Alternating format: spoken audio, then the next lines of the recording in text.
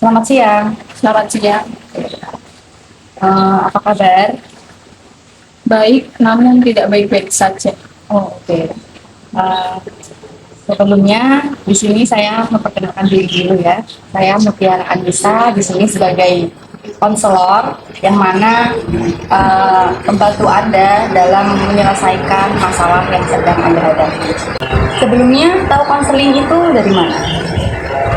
Saya tahu konseling itu dari pamflet yang ada di IG.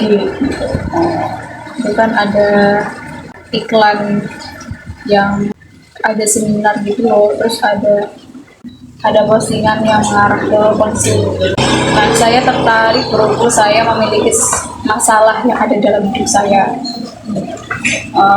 Berarti sebelumnya apakah sudah pernah melakukan konseling? Ini baru pertama kali. Sebelumnya perkenalkan dulu nama Anda siapa? Saya Cynthia dari Fakultas Rewo-Rewo gitu ya. Eh, Alamatnya di mana sih dia? Alamat saya ada di Godang 3. Oh ya. Oh ya, sebelumnya kan belum pernah nih melakukan konseling. Jadi sini saya mau menjelaskan asas-asas mengenai konseling. Jadi yang pertama itu ada kerahasiaan. Di mana nanti kerahasiaan informasi yang Anda berikan kepada saya itu nanti dijamin tidak akan tersebarluaskan atau kerahasiaannya pasti akan terjamin. Terus ada sukarela. Nah, yang mana Anda ini datang ke sini karena keinginan Anda sendiri dan juga kemandirian. Mandirian atas keinginan Anda bahwa Anda memiliki masalah dan Anda datang ke sini sendiri tanpa paksaan. Terus saya di sini mau menjelaskan kontrak konseling juga. Di sini biasanya konseling itu dilaksanakan durasinya itu per sesinya itu durasinya 30 sampai 45 menit.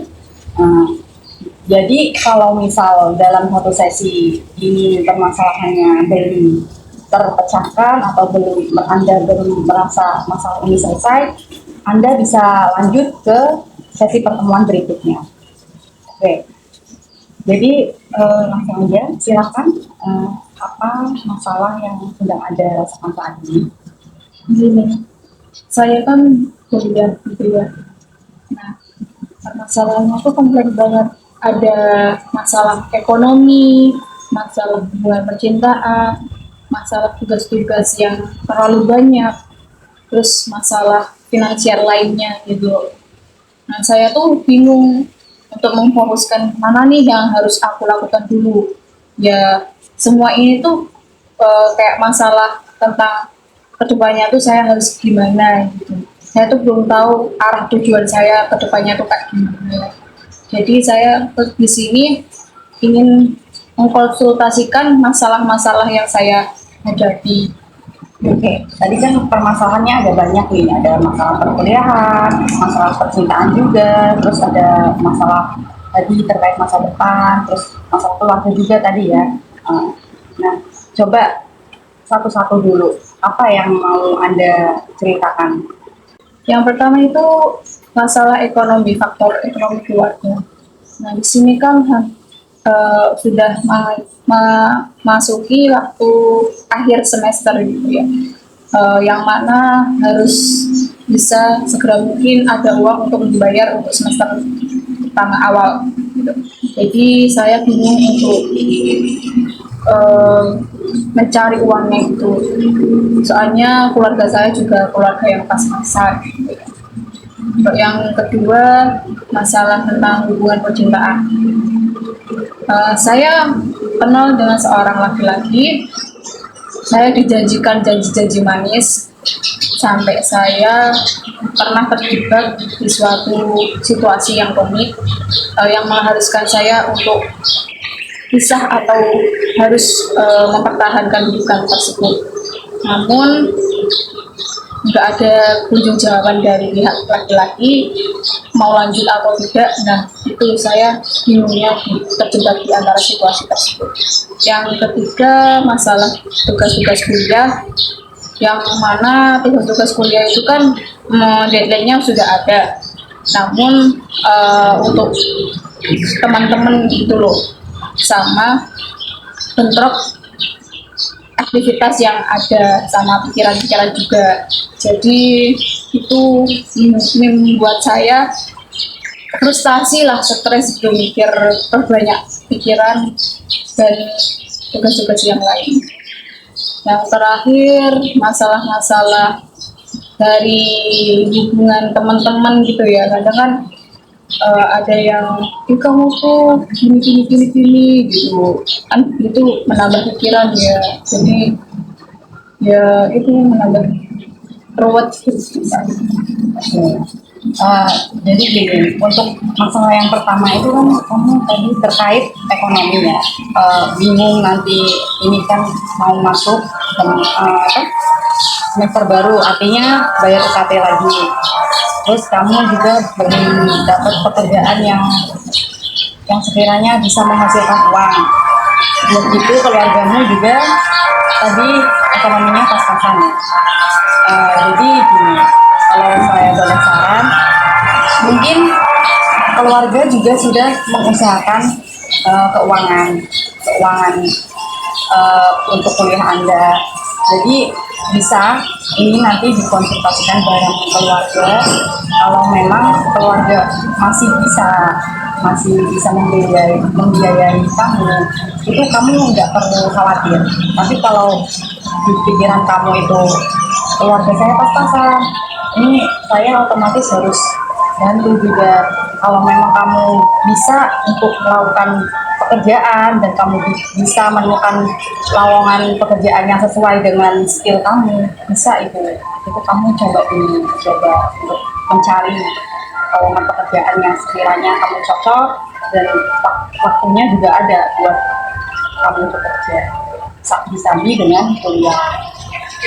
Terus yang masalah kedua kan itu kamu tadi oh iya, masalah tentang hubungan ya, hubungan dengan pasangan kamu itu, kalau memang hubungannya sudah tidak ada kejelasan itu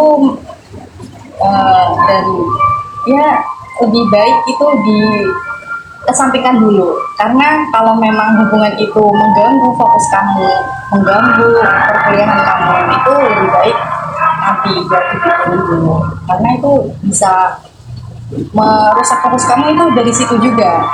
Lalu yang ketiga itu masalah kamu tentang tugas-tugas kuliah. Nah ini kan permasalahan kamu kompleks nih dari awal sampai ini. Nah itu terkait tugas, mungkin kamu bisa itu kalau tugasmu merasa rasanya cukup, coba dikerjakan fokus satu-satu, yang mana dari deadline yang terdekat dulu, deadline yang terdekat itu kamu selesaikan dulu. Kalau memang fokusmu masih terpecah, itu kemungkinan kamu masih memikirkan hal-hal yang lain. Kalau kamu lagi berfokus ke pertugasan, masalah kamu pertugasan, coba kamu selesaikan di pertugasan dulu. Jangan lagi ada masalah di keluarga, tentang ekonomi, ada pertugasan, ada pertemanan, ada hubungan, kamu dipikirin semuanya. Jangan. Itu lebih baik kamu fokus selesaiin masalah mana dulu yang sekiranya ini bisa saya selesaikan lebih dahulu nih. Terus tadi yang terakhir, hubungan kamu dengan pertemanan, masalah kamu dengan pertemanan, itu pertemanan yang seperti apa, kenapa kok ada bermasalah? Ya mungkin ada rasa iri mungkin gitu ya.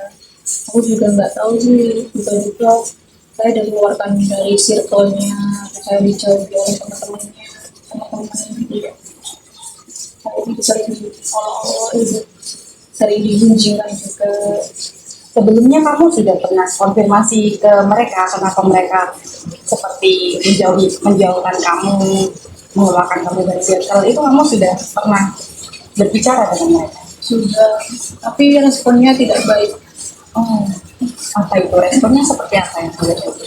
Ya semakin menindas saya gitu, kayak saya tuh nggak ada apa-apanya di sini. Jadi mereka itu menganggap kamu tidak, maaf, seperti tidak berguna gitu ya? Ya, dan saya juga tidak mau dimanfaatkan oleh mereka, jadi saya tidak selalu mengikuti apa yang mereka katakan. Ini langsung masuk ke sesi terapi saja ya. Eh, karena masalah yang dialami kamu itu begitu kompleks, jadi menurut saya yang kamu butuhkan itu saat ini afirmasi positif dari dalam diri kamu, mungkin dari luar juga bisa. Dari dalam diri kamu mungkin bisa mengafirmasikan bahwa diri kamu ini bisa. Jadi afirmasi positif yang bisa kamu terapin ke diri kamu itu, kamu harus selalu bilang, aku itu bisa, aku itu bakalan menyelesaikan semua masalah ini, aku juga akan kuat dengan segala kekuatan yang aku punya, aku akan menyelesaikan semua masalah ini, aku pasti bisa. Seperti dalam pertemanan tadi, kamu itu kan dianggap tidak berguna. Nah, jadi kamu tuh harus tanamkan afirmasi positif itu.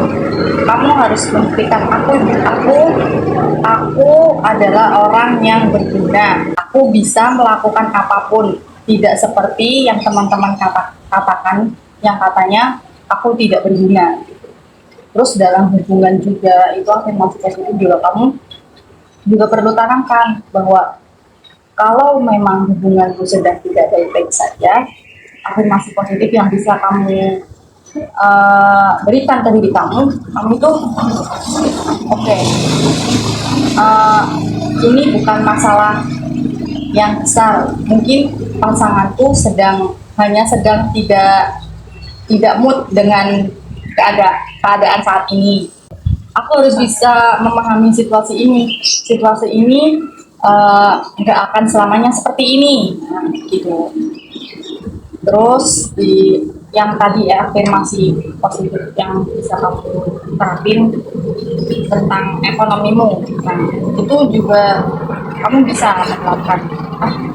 Aku yakin orang tuaku masih bisa menguliakanku dengan segala upayanya, pasti beliau akan selalu mensupportku walaupun dengan ekonomi yang pas-pasan.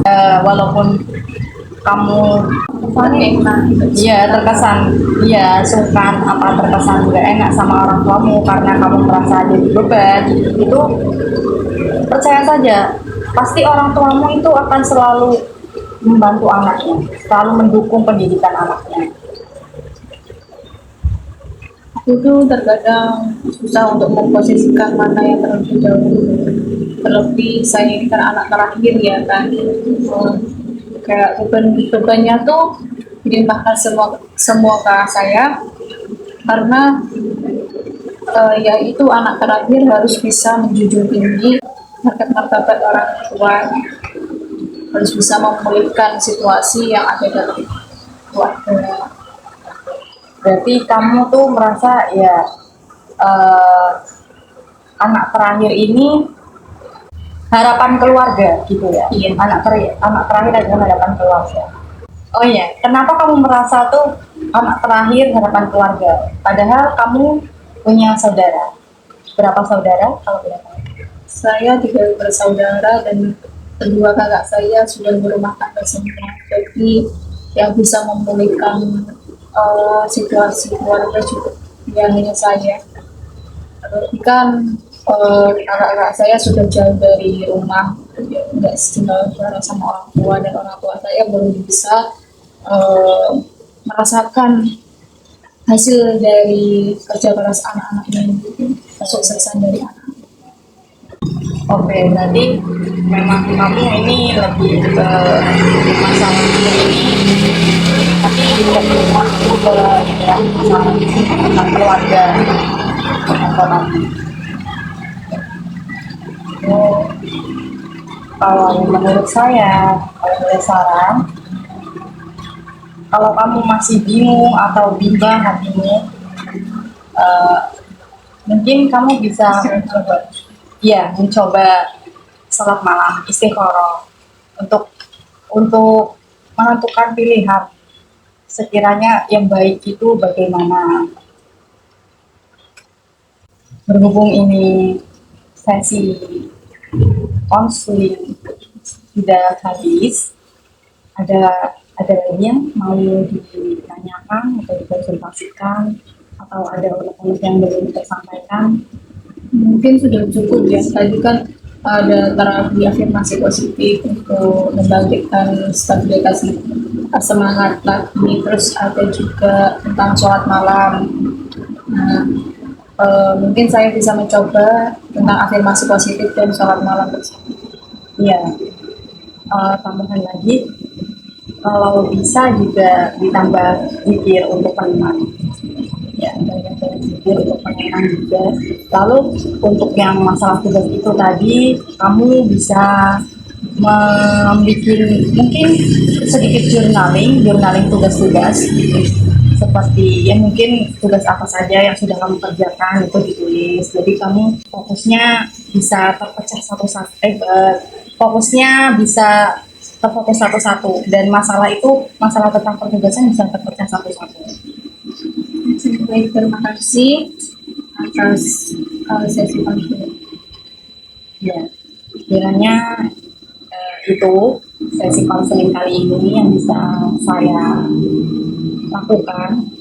Sekiranya ada masalah lagi yang perlu dikonsultasikan, bisa lagi datang di sesi konseling berikutnya. Terima kasih ya, sampai jumpa.